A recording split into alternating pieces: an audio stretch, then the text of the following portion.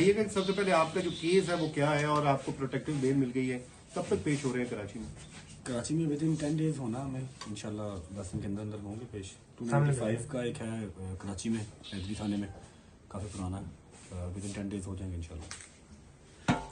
اچھا بٹ صاحب کل یہ خبر چلی تھی کہ جناب آپ کو ڈیپورٹ کر دیا گیا، اس میں کتنی صداقت ہے؟ نہیں سر، بالکل بلشٹ سی بات ہے، کوئی ڈیپورٹیشن نہیں ہوئی اور ڈیپورٹ ہو کے انسان بزنس کلاس میں واپس نہیں آتا. میں بزنس کلاس میں آیا ہوں.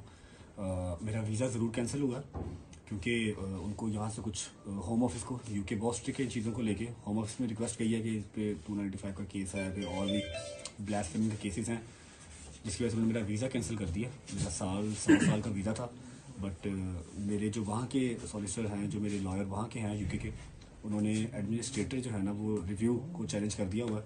انشاءاللہ ہوپ فلی جو ہمارا ویزا رہتا ہے وہ ریوائیو ہو جائے گا، واپس آ جائے گا. اچھا ہم نے دیکھا کہ ڈکی بھائی کو ایک بگ برادر کی مدد ملی، کیا آپ کو کسی میں کسی بگ برادر کی مدد ملی ہے؟ میں یہ میرے وکیل صاحب بات کریں گے، مجھے ایسا کسی بات نہیں. اچھا آپ بتائیں آپ کو کیوں وہاں سے آپ کا ویزا بھی ریووک کیا گیا اور کیا وجہ کیا بنی ہے؟ نہیں، سوشل میڈیا پہ چل رہا ہے کہ میرا بھی ویزا ریووک کیا گیا.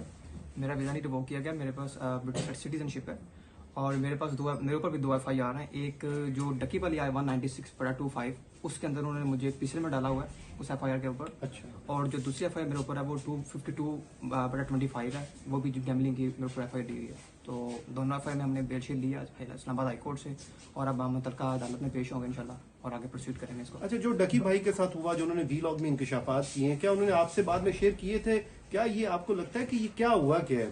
میں جب ڈکی سے ملنے گیا تھا تو ہماری زیادہ باتیں نہیں ہوئی، بس جو باتیں ہوئیں وہ میں نے سوشل میڈیا پہ بتا دی تھیں کہ جو کچھ چلا ہے، اور بس باقی کچھ چیزیں ہیں وہ انشاءاللہ وقت جب آئے گا تو بتائیں گے. تو اس دن اس ٹائم آپ کو بھی نوٹس آئے تھے، سمن وغیرہ؟ نہیں، مجھے نوٹس نہیں آیا. میں جب اس کو ملنے گیا تھا تو مجھے انہوں نے ڈیٹین کر لیا وہیں پہ اور میرے دونوں فون بھی لے لیے اور مجھ سے زبردستی انہوں نے سائن بھی کروائے، مجھے گالیاں شالیاں بھی دی انہوں نے. لیکن کوئی نہیں، باقی اپنا بعد میں میرے وکیل ساتھ تھے، ہمیں چھوڑ دیا گیا اور اس کے بعد ہم وہاں سے چلے گئے. اچھا بٹ صاحب یہ بتائیے گا، جیسے آپ کہہ رہے ہیں کہ ہمارا ویزا ریوائز ہو جائے گا، تو آپ کو امید ہے کہ آپ واپس پھر جا سکتے ہیں یا پھر وہی ہے ECL وغیرہ میں کریں؟